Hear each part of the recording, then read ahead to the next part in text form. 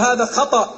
تقول عند المصيبة إنا لله وإنا إليه راجعون، لكن عند الشدائد وعندما تريد أن تبدأ بأمر، وإذا كانت لك حاجة وفي مقدمة زواج وفي تأليف كتاب وفي مضيك لأمر، تقول لا حول ولا قوة إلا بالله.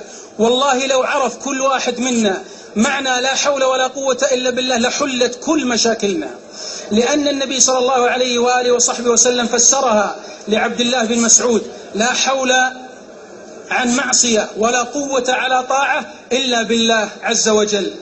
لا أطيل عليكم، لكن اسمعوا هذه القصة التي حصلت لعوف بن مالك الأشجعي رضي الله عنه وأرضاه، حتى تعرفوا أن هذه الكلمة مثل ما قال عنها ابن القيم الجوزية: تحمل بها الأثقال وتقتحم بها الأهوال ويدخل بها على من يخاف منه.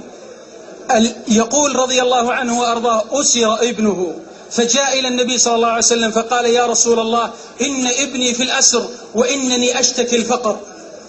لقد أحصى بعض العلماء 40 موطن تقال فيه لا حول ولا قوة إلا بالله. انظروا إلى هذا، يشتكي الفقر وابنه في الأسر. فقال: يا رسول الله، أريد الحل، أشغلتني أمه بالبكاء. فقال النبي صلى الله عليه وآله وصحبه وسلم: كرر لا حول ولا قوة إلا بالله، لأن في البخاري ومسلم قال: هي كنز من كنوز الجنة، هي كنز من كنوز الجنة. إذا فهمت إيش معنى كنز، الجنة كاملة كنز، ولا حول ولا قوة إلا بالله كنز في الجنة، يعني من نفائسها.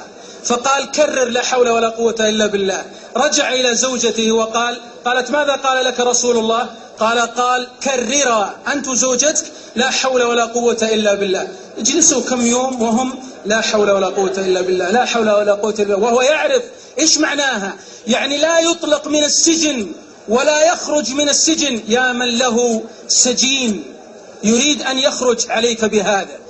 فكرر لا حول ولا قوة إلا بالله. وهم جالسين في البيت قالت الأم: والله إني لأسمع صوت مالك. قال الأب: ويلاه، أين مالك وهو في القد؟ القد يعني القيد، سير من جلد البعير يلزق ييبس حتى يكون أشد من الحديد. قالت: والله إني أسمع صوته. فركض الأب وركض الخادم وفتح الباب، وإذا بابنهما أمامهما.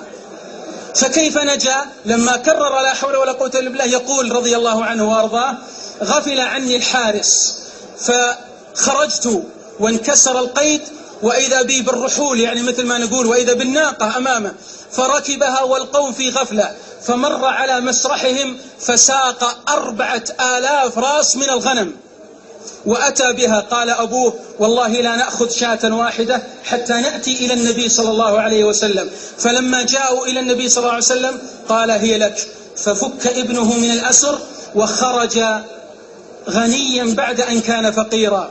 من أراد أن تخرج ما في نفسه من الوساوس، من أراد أن يقتحم الهم ويكسره، فعليه بهذه الكلمة. من أراد أن يخرج من بوتقة الدين، فعليه بهذه الكلمة: لا حول ولا قوة إلا بالله. يوصي بها النبي صلى الله عليه وسلم أكثر من 19 من الصحابة، أكثر من قول لا حول ولا قوة إلا بالله. ويقول لآخر: كنز من الجنة، ويقول لآخر: كنز من تحت العرش، ويقول لآخر: باب من أبواب الجنة. أكثر من 19 صحابي يوصيهم النبي صلى الله عليه وسلم بالإكثار من لا حول ولا قوة إلا بالله. لو تأخرت على موعد وقلت لا حول ولا قوة إلا بالله، يعني يا ربي ليس لي حول وليس لي قوة إلا بك إني أصل، والله تصل.